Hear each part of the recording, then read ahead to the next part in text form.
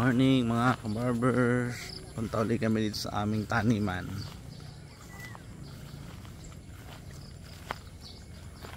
Natitinan namin kung may bunga na mapipitas.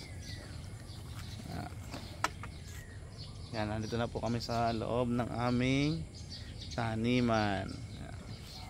Titingin tayo kung meron na pong bunga na mapitas.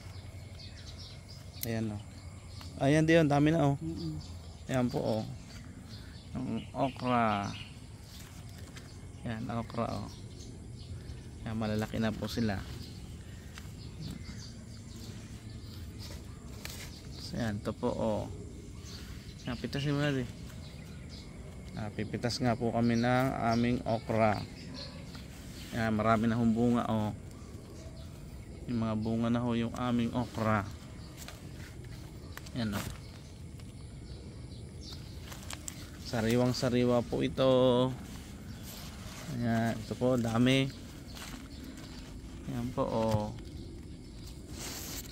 Ito naman po yung aming eggplant. Ayan, halos malalaki na po sila.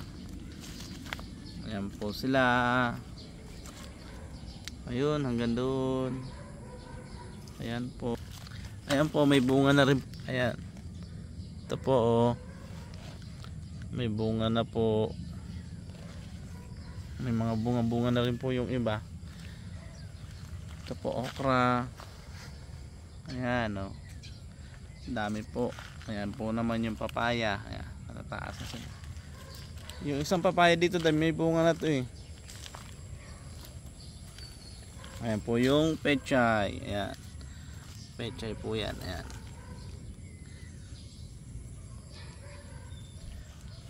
Sarap po dito sa aming bakuran. Dito sa aming taniman. Ito po yung ano o, papaya. Ayan po o. Ayan. Papaya po yan o. Ayan. Naglabasa na ho yung papaya. Pero napakababa pa po nitong ano. Papaya, may bunga na.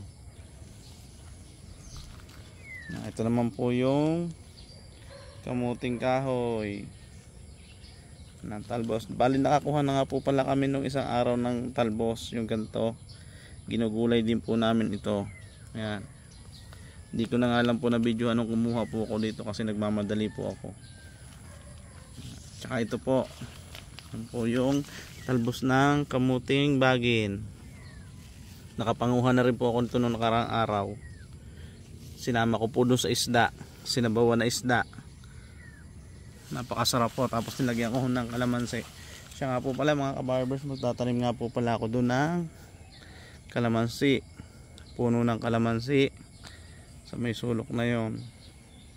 Ito po yung mga talbos. Ayan, talbos po yan. Oh. Napakarami na ho. Ayan, mga talbos po ng kamuting bagin. Ayan po sila. Ayan, oh. Sariwang sariwa po yan. Ayan. Ayan po yung aking misis. Ayan. Good morning po. Good morning. Good morning. Good morning mga idol. Good morning mga boss idol. Ito po yung papaya pa. Ayan, papaya. Ayan, ganda na ho. Nakakatuwa hong tingnan. Yung aming dating itinatanim. Yung ngayon napakalalaki na at napapakinabangan na. Nakukunan na ho namin ng pang-ulam at panggulay-gulay. Ito masarap po ito gagataan. Ito. Sarap po niya gagataan. Yan ho yung mga talbos. O, sariwang sariwa ho yan mga kabarbers. Ito naman po yung kamatis. Kamatis po ito. Yan, medyo mataas na rin po siya. Yan po yung kamatis. Mga kamatis po yan. Tsaka okra. Yan ho. Dami ho laging bunga nitong okra. Ito pala sabi sa akin ng tatay ko kada 2 araw pipitasan, puputihin para hindi ho tumanda yung bunga. Kasi pag nalipasan ho daw ng 2 araw medyo natanda ho yung bunga. Pagka medyo tumanda na ho yung bunga mahirap na rin hong kainin. Medyo matigas na rin ho kasi. Kaya kada 2 araw daw sabi sa akin ay bawasan ko at harbisin para daw hindi tumigas yung bunga. Ito mga kabarbers, ang dami na niya. Ayan po yung aming taniman ng okra hanggang doon sa dulo. Ayan nga po si Mrs. namimitas ng okra. Ayan.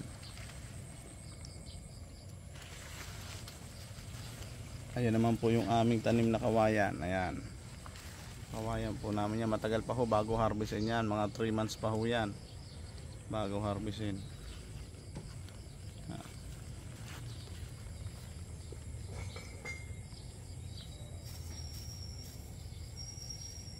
Yan nga po pala mga kabarbers yung aming sipag at tiyaga naming dalawa ni Mrs. Kung palibot ho nito may kamatis. Bali itong kamatis ay gumagapang ho ito pataas. Lalagay natin dito. Bali sisingit ko na ho dito to para gumapang. Nagapang ho kasi ito pataas. Para gumapang na siya. Kasi mataas na rin. Ito naman ho yung kawayan na aming tanim. Ayan. Malaki na rin ho. At ako magpipitas. Akin na. Ako ang dami-dami ho itong aking pipitasin. Hanay-hanay ho kasi ito. Sariwang-sariwa ito mga kabarbers, no?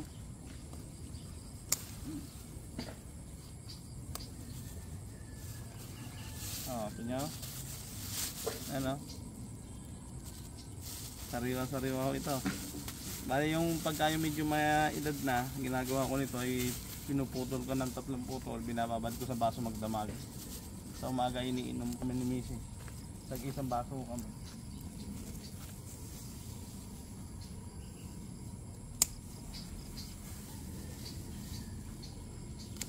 Medyo makati nga lang ako sa braso kaya medyo nag-jacket ako.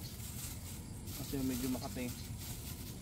Kaya maganda ho may tanim na sa bakuran. Ito paano medyo makakatipid-tipid sa pang-ulam. Ito ang dami di Talaga to babawasan mo.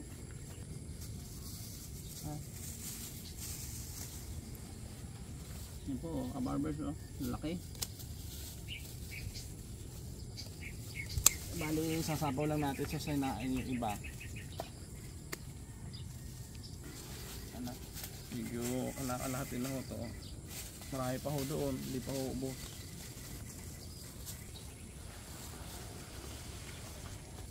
Iba hindi makuha. Lalim.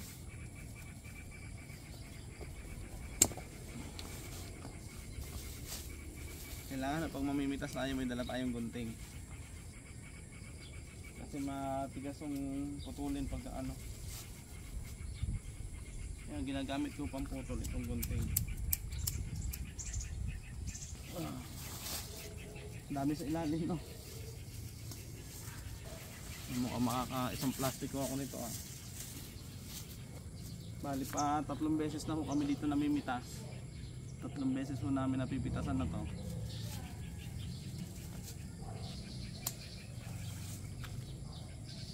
Kaya napakaganda ng aming taniman berde-berde. Nakakatuwang tingnan. Dati ho napakaliliit lang ito. Shout out po sa aking mga subscriber. Salamat po sa inyong suporta. Salamat din sa panonood ng aking mga video. Paki-like, subscribe naman po ng aking mga video. Paki-share na rin po. Maraming salamat.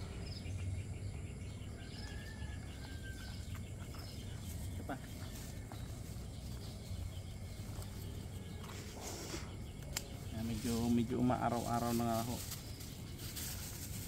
Medyo inagahan namin ni Mrs. ang pagpitas mo dito at mamaya medyo mainit na. Shout out po sa lahat po rin na mahilig magtanim. Yung ganito sipag at syaga lang po.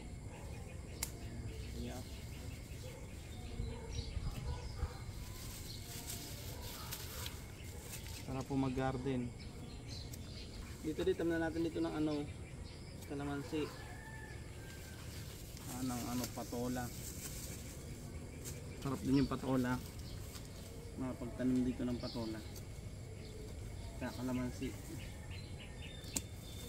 Kaya yung ano, kalamyas. Ito yung aming eggplant. Ayan. Medyo matagal pa ko ito mamunga. Pero meron na akong ilan dito may bunga na. Meron dito din may bunga na isa. Ano ba yun? May bunga na eh. Ito ako kanina. Maliit pa lang. Ito oh. May bunga na siya oh. So ayan. Bunga oh. May bunga na yun. Tagal-tagal pa lang yan. Ganda ng dahon oh. Lalaki na. Nakatuwan tinanaw. Ito naman yung mga kamuting bagay na. Nakapamitas na kami ito ng isang araw. Ngayon sa amin sa sinabawa na isda. May kalamansi. At yun lang po. Maraming salamat. Ingat. God bless. Bye bye.